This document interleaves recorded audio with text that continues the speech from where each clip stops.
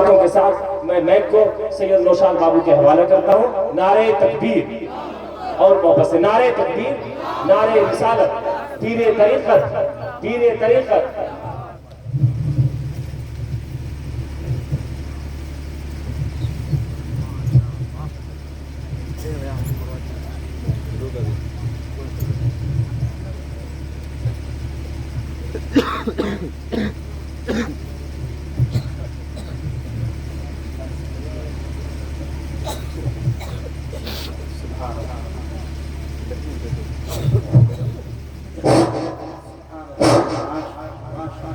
نعرہ تکبیر، نعرہ رسالت، نعرہ رسول، باغ زہرا کے پھول. السلام علیکم ورحمۃ اللہ وبرکاتہ. نحمدہ ونصلی ونسلم علی رسولہ الکریم. اما بعد، اعوذ باللہ من الشیطان الرجیم. بسم اللہ الرحمن الرحیم. ولا سوف یعطیک ربک فترضی. صدق اللہ العلی العظیم وصدق رسولہ النبی الامین المتین المبین المنی المکین الکریم. ونحن على ذلك لمن الشاهدين والشاکرین والحمد للہ رب العالمین. عزیزان محترم، اللہ تبارک و تعالیٰ کا خاص فضل و کرم ہے کہ اللہ تبارک و تعالیٰ نے تمام مسلمانوں کو جو نعمت، جو رحمت اور جو اپنا کرم خاص کر کے بھیجا، وہ اللہ نے اپنے بندوں پر محمد مصطفیٰ صلی اللہ علیہ وسلم کی ذات کی شکل میں بھیجا. آئیے سب سے پہلے اسی مدینے کے تاجدار سرور دو جہاں مالک کون و مکان آقا محمد مصطفیٰ صلی اللہ علیہ وسلم کی بارگاہ ناز میں درود و سلام پیش کرے. اللہم صلی علی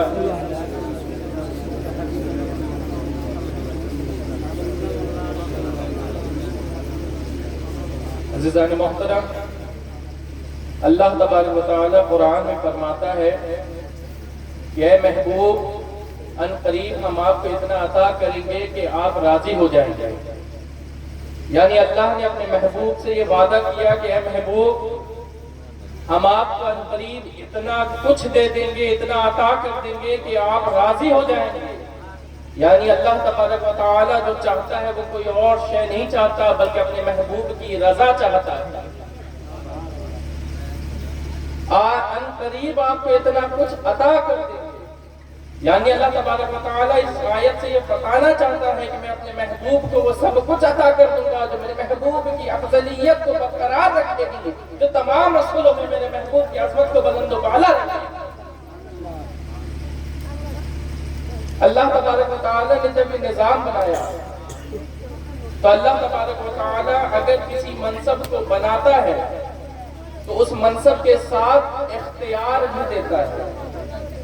یعنی اگر کوئی اسکول کا پرنسپل ہے تو اس کے اختیار ہے، اس کی اتھارٹی ہوتی ہے. اگر ٹیچر بھی ہے تو اس اسکول میں اس ٹیچر کی بھی اپنا ایک اختیار ہوتا ہے، اس کی اپنی اتھارٹی ہوتی ہے.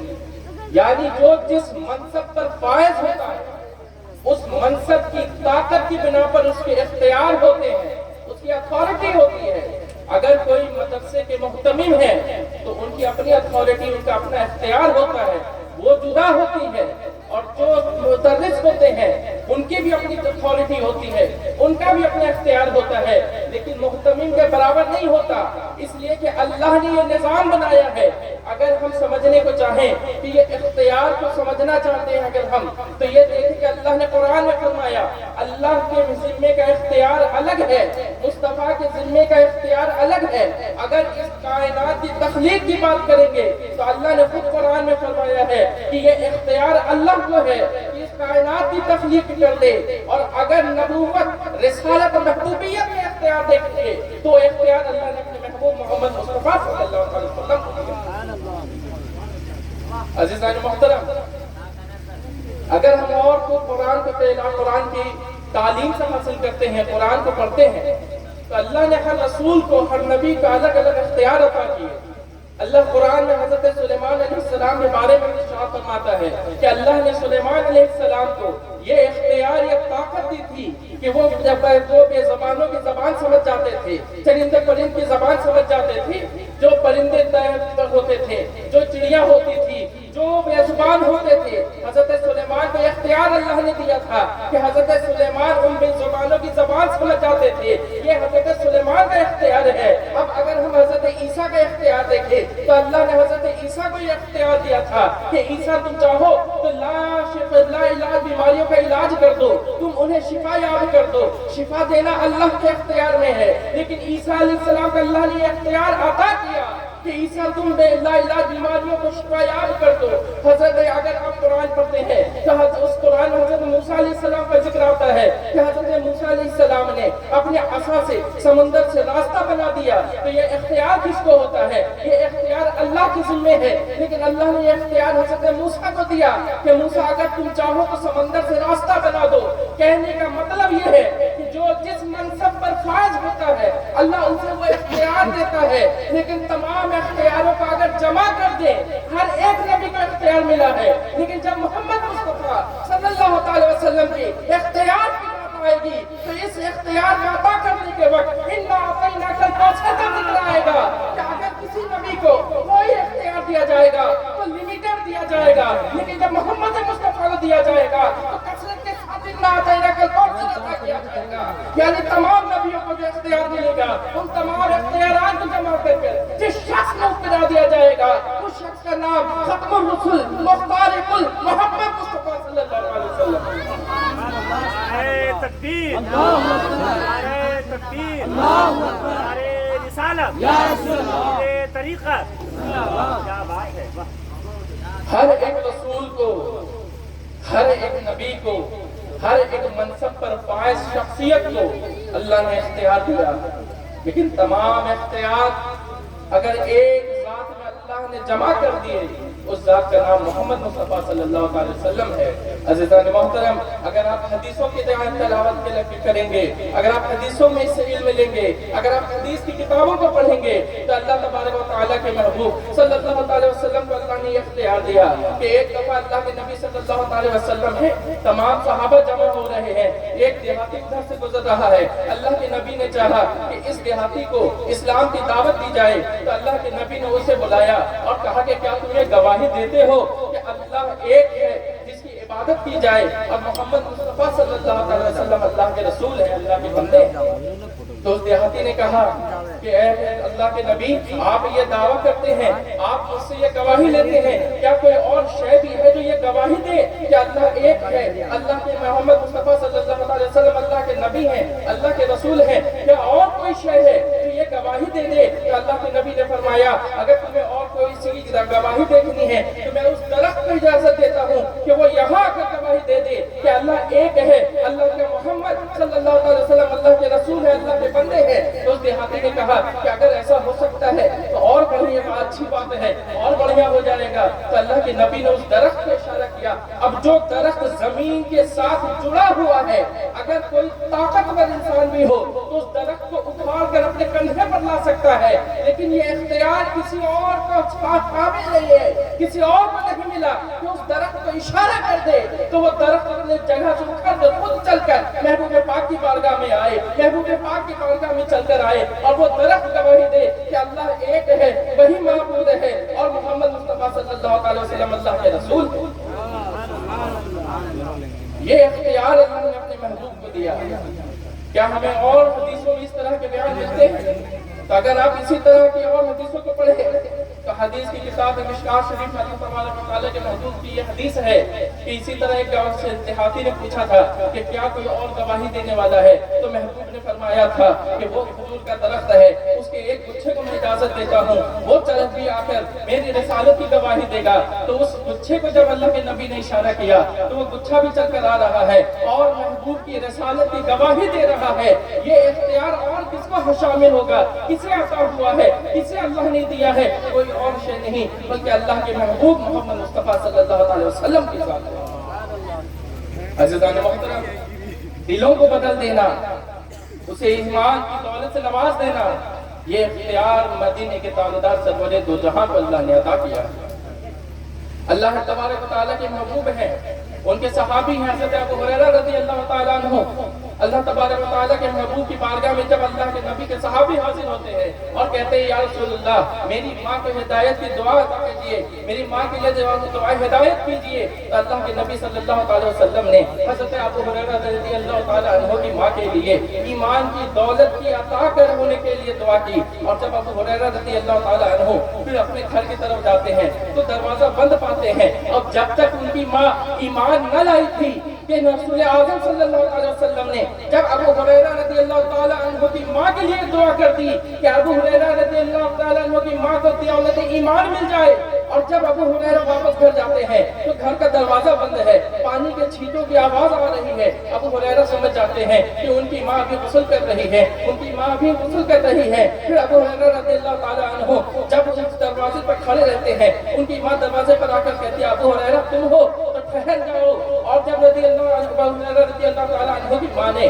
وہ دروازہ گھر کا کھولا اور ابو ہریرہ رضی اللہ تعالیٰ عنہ سے فرمایا کہ بیٹا جب تم نے رسول اعظم صلی اللہ علیہ وسلم سے میرے لیے دعا کروائی تھی تو ابو ہریرہ رضی اللہ تعالیٰ عنہ نے فرمایا تھا ہاں ماں میں نے تیرے لیے رسول اعظم صلی اللہ علیہ وسلم سے دولت ایمان کی دعا کروائی تھی۔ اب جس نبی کو اللہ نے یہ اختیار دے دیا ہو کہ جو کہیں اپنے گھر میں بیٹھا ہے اور رسول اللہ اپنا ہاتھ اٹھا کر دعا فرما دے تو اللہ تبارک و تعالیٰ اسے بھی دولت ایمان عطا کرتا ہے۔ سبحان اللہ سبحان اللہ۔ عزیزان محترم،